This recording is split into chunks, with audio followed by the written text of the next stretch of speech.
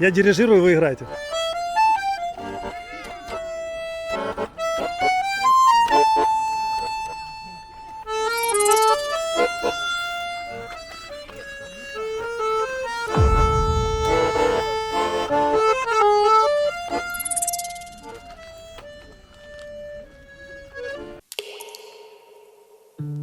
Сегодня 22 апреля уже, скоро закончится апрель.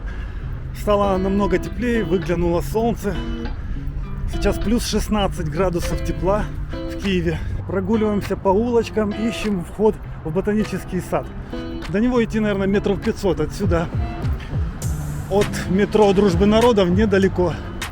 Вот сейчас видно улицу Лесі Українки. Вот спускаемся вниз по улице Бастионной. Вот красивый ракурс на улицу Бастионную. Мы шли по ней сюда, пришли к ботаническому саду. Здесь, оказывается, конечная остановка 14-го троллейбуса. Вот он отправляется, люди загружаются. Это те люди, которые уже посмотрели ботанический сад, едут назад. А мы только приехали. Вот здесь вход, мы сейчас узнаем цены на вход. Было бы классно, если бы это было бесплатно, но я сомневаюсь.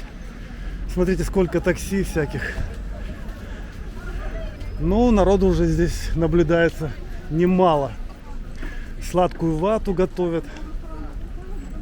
Разноцветную причем.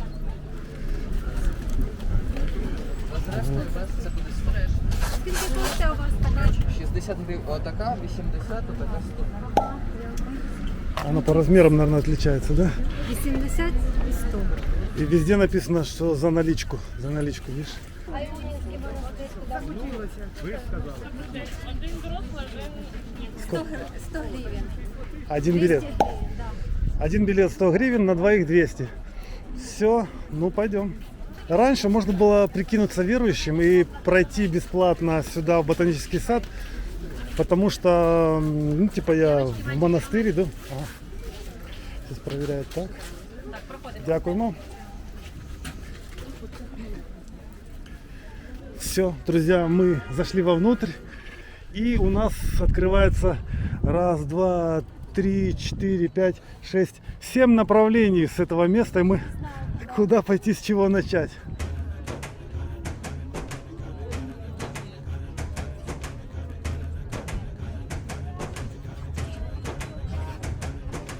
Для того, чтобы лучше понять, куда вам идти в ботаническом саду, посмотрите на этот план. Посмотрите, здесь стоят указатели на каждом направлении, и здесь написано, куда можно отправиться. Вот, например, туда пойдешь, сад магнолий, да, а сюда пойдешь, значит, будут какие-то среднеазиатские растения и крымские растения. Лада хочет магнолии.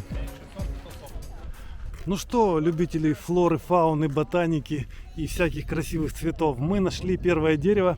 Это белая магнолия. Так Лада утверждает.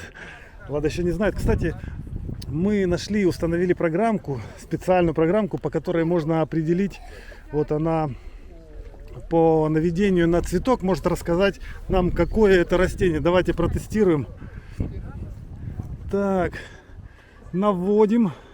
Так, видно, да? Наводим на цветок, фоткаем, загрузка результатов. И оно пишет магнолия, глянь. Определила, да. Слушай, тут так пахнет. Понюхай цветочек. Так, и ты как слышишь? Ой, я и так слышу, да, действительно. Так вообще. Ну вот впереди еще какие-то магнолии. Ой, боже, тут прям испугала меня эта скорая помощь. Я аж отпрыгнул. Стало плохо Да. от красоты. Наверное, запаха перенюхали магнолии, аж задурманило в голове. Но он так резко пикнул, и я аж отскочил в сторону. Да, рано еще, они не расцвели. Пробуем еще раз программку Google Объектив для того, чтобы выяснить, магнолии это на самом деле или нет. В общем, все, что нужно сделать, навести на цветочек, сфоткать его, вот там написано загружается. Магнолия. Причем не пишет, какая, просто магнолия и все. Здесь есть такая беседочка, где можно посидеть на лавочке. Вот фотосессии люди устраивают. Ну правильно, чем здесь еще заниматься? А отсюда открывается прекрасный вид такой на купол Ионинского монастыря. Вот поэтому здесь делают фотки все. Ты тоже сделать хочешь фотку здесь? Ты знаешь, я не люблю такие фотки. Конечно, я такой любитель гулять по таким дорожкам вдвоем с Ладой, так, чтобы никто не мешал, чтобы прислушаться к птичкам, всякое такое. Но для видео я как раз предпочитаю выбрать людный день, когда есть толпы народу, потому что интересно именно показать людей. Очень оригинальные есть. Например, вот девушка в оранжевом. Привет. Помнишь этот монастырь, да? Мы в нем были. Кстати, друзья, не хочу эту тему поднимать, всяких патриархатов, но надо сказать, что этот монастырь принадлежит УПЦ, а не ПЦУ. Ну, это для некоторых людей важно. И здесь нет никаких проблем, видите? Никто никого не выгоняет. Большое дерево. Я смотрю, здесь людей ходит не меньше, чем внизу у цветов. Во-первых, потому что здесь на горе с хорошим видом, во-вторых, потому что здесь есть лавочки, столики. Вот, кстати, столики, значит, можно где-то что-то попить. Ну, а в-третьих, потому что здесь церковь. А церковь красивая. Ее можно поснимать, пофотографироваться, ну, еще можно помолиться зайти. Посидеть в тишине, по крайней мере. Лада не захотела сейчас заходить внутрь церкви, потому что она, ну, как бы не в том стиле одета, в котором принято заходить.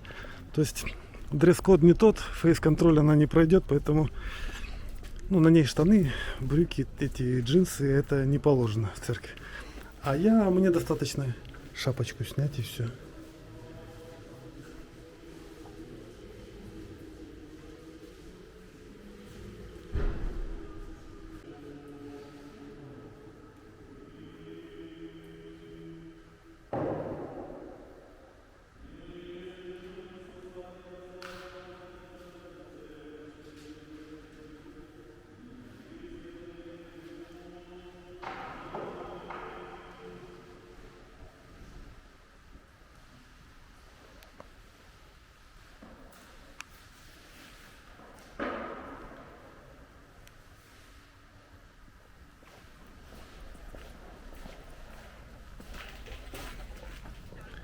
Все, вышел я.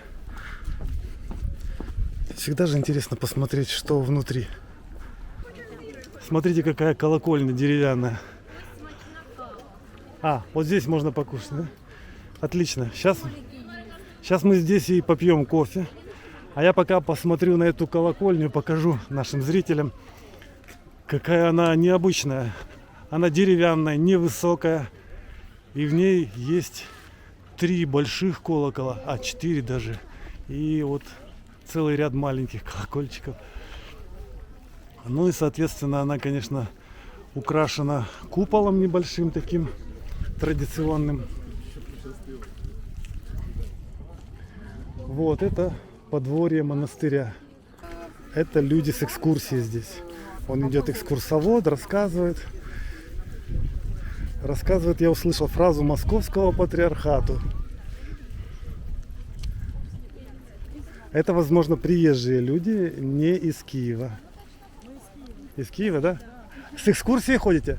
Или вы просто сзади примазались? А не можете сказать, сколько стоит экскурсия? 300 гривен с человека? Дякую. 300 гривен с человека стоит экскурсия. Вы можете походить вот так вот этой организованной толпой. И это. Да, 300 гривен с человека. Ну вот, наконец мы обнаружили смотровую площадку, откуда открывается просто обалденный, дух захватывающий вид на Киев, на Днепр. Посмотрите, так и хочется полететь. Где мои крылья? Come and take a walk with me. Challenge your wildest dreams. No more fear. А там за деревьями опять видна часть статуи Родина-Мать. Так, где-то здесь Лада покупает кофе. Нужно посмотреть. Далеко ли она очередь? О, посмотрите, какая очередь здесь.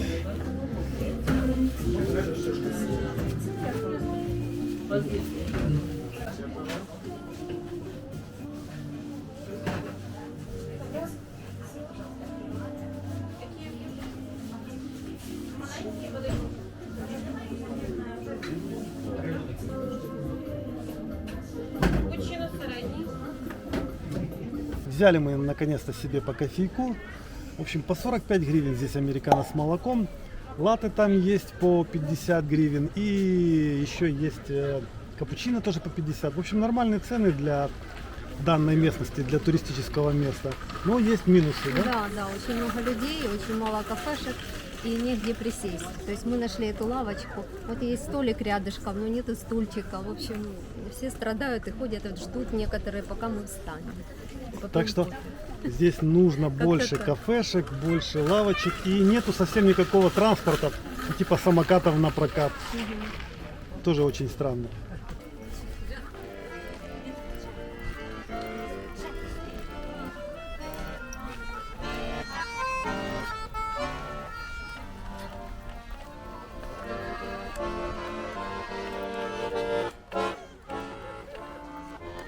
Я дирижирую, вы играете.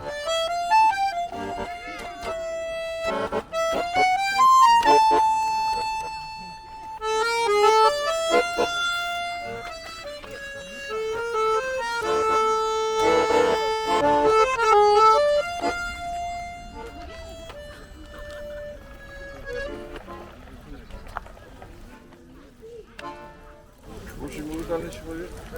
А какой музыкой вы занимаетесь? Музыка была в молодости у меня, сейчас я блогерством занимаюсь. Вы уже не- Играл я на гитаре когда-то. Ну, знаете, как все, чтобы девочкам нравится.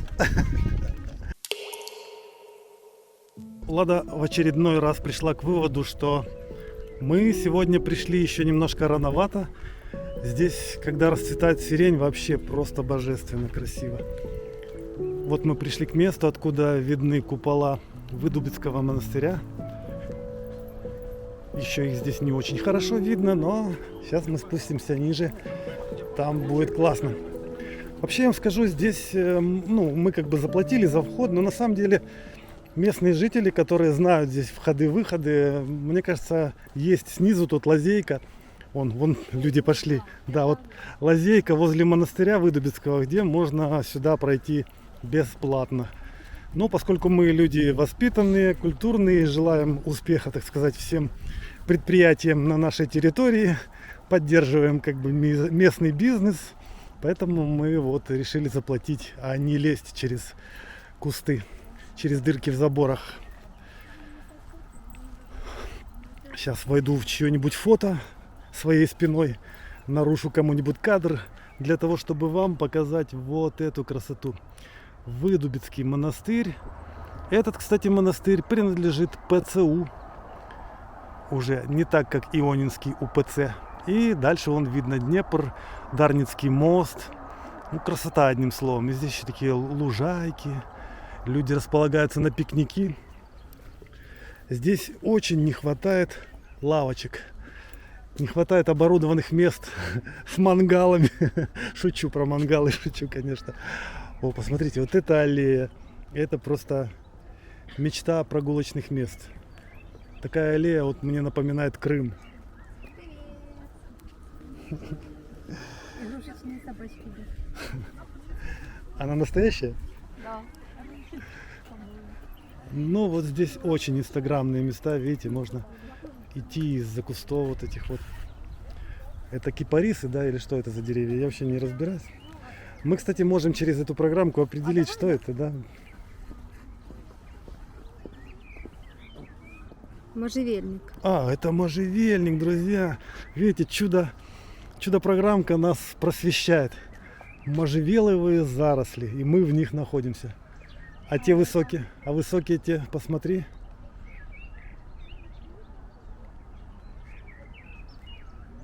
Не находит?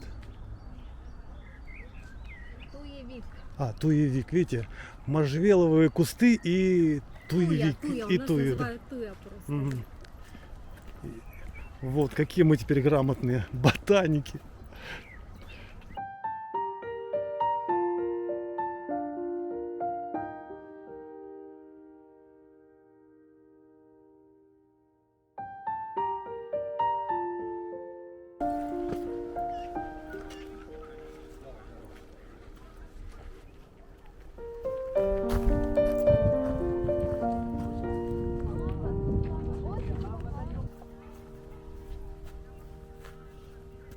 Друзья, еще одно испытание программы. Проверим, как она определяет вот эти такие не распустившиеся цветочки. Сфоткаем. Вот цветочки на фоне лады здесь есть. Что она нам выдаст? Программка. Что она скажет? Загрузка результатов. Ну-ну-ну. Ты куртка. Еще цену выдает. 995 гривен, да? Ничего себе, мы дороже покупали. Слушай, нас...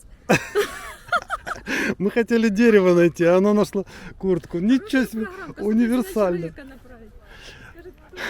Запомните, программа называется Google Объектив. Что хочешь определять. Друзья, чтобы вы не сказали, что мы не везде побывали, мы решили зайти даже на выставку фиалок. Причем это входит в стоимость входного билета вообще на территорию. Вот. Ну, тут особо-то, в принципе, мне кажется, нечего смотреть. Цветочки в горшочках. Это как дома. В принципе, можно... В оранжерее?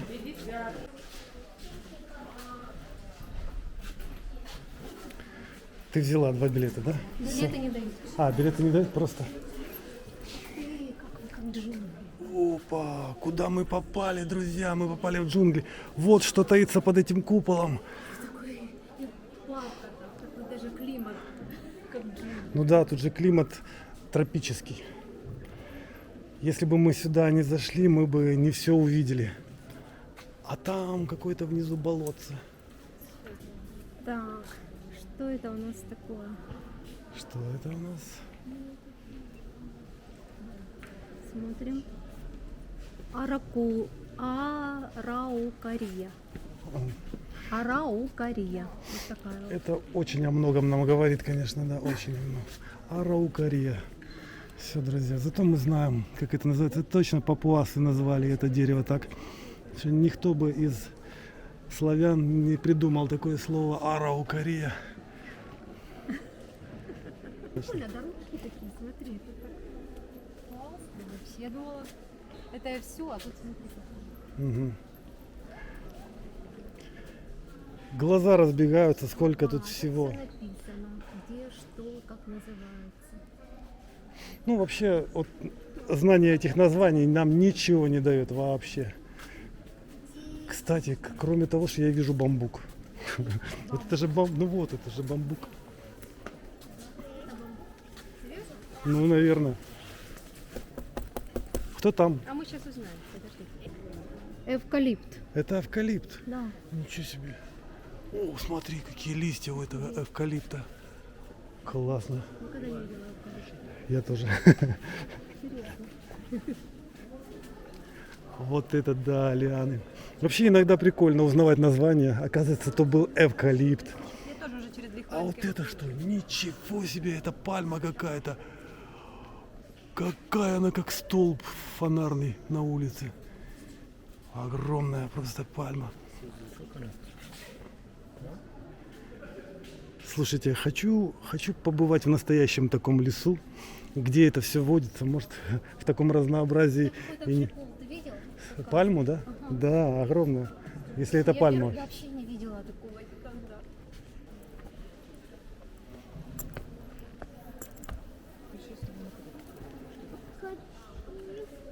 Вот это лопух. Вот это вот, если в джунглях захочется в туалет, то ты без бумажки обойдешься запросто. Я тебе говорю, в джунглях все очень просто. Единственное, что там всякие животные еще водятся, а здесь их нету. Зря, да? Почему? Куча пару обезьянок, одного крокодила. Ну да. И такой стресс, выживем, не выживем, да? Фух, все, тут легче дышать, гораздо легче. Там просто жарко. Наконец, друзья, мы нашли этот корейский парк. Он небольшой. Стоит такой символический заборчик. Символическая брама.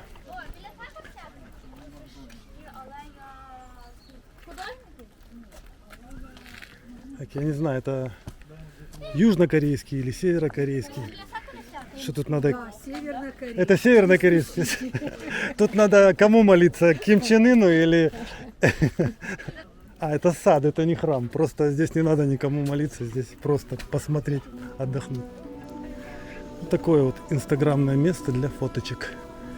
Очень все прикольно разрисовано. Деревянная такая вот беседка. По-нашему, если будет. Вся в цветочках. И там внутри лавочки, там можно просто посидеть.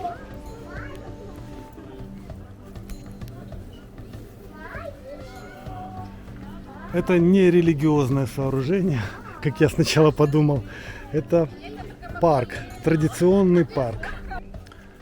Оказывается, тут есть еще и тибетский уголок. Вот такая вот дорожка и ихние традиционные флажки с мантрами. Видите, на каждом флажочке написана мантра, их колышет ветром, и значит считается, что при каждом колыхании произносится эта мантра. Там еще должны быть такие бочонки обычные, которые крутят. Тоже вот крутнул, значит, все, молитва произошла. Но тут, наверное, нету. Это не храм, это просто парк. Зато есть какое-то монументальное сооружение непонятного происхождения. Все описано иероглифами. Кто умеет читать на тибетском, пожалуйста, переводите. Что здесь написано? Ну, как всегда, Ом Мани Падме Хум. Что еще тут может быть написано? О, смотри, йогой занимаются люди. О. Відпускаємо стопу. Чуть-чуть підтягнемо нас вперед. Підтягнемо ногу до себе, скрещуємо ногу собі, стегна підтягнемо до живота. Штовхуємо підлогу, піднімаємо нас. Ну, короче, можно говорить. Давайте Давай. самое масло подсолнечное, не надо вам такое. Вот. Выныриваем. Маківка вниз. І проброс. Руки через сторони назад.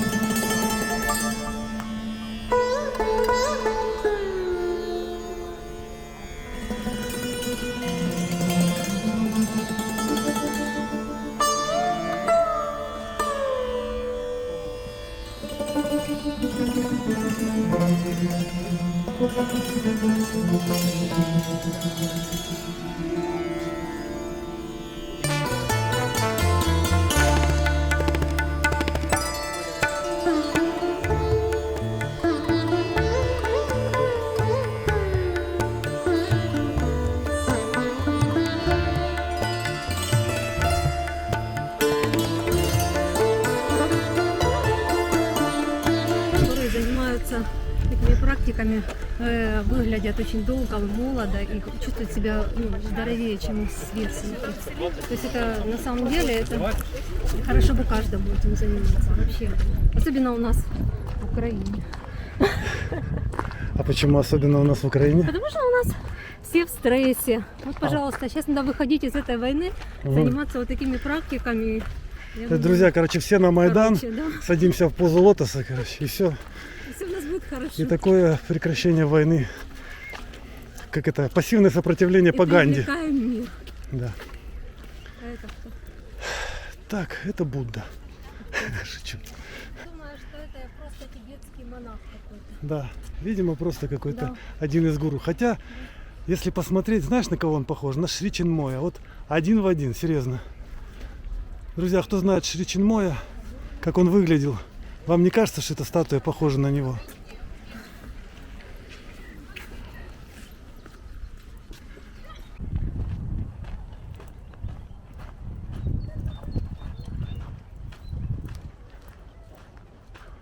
Друзья, так я не ошибся. То памятник Шри Чинмою было. Видите, вот он. И там ему памятник. Да.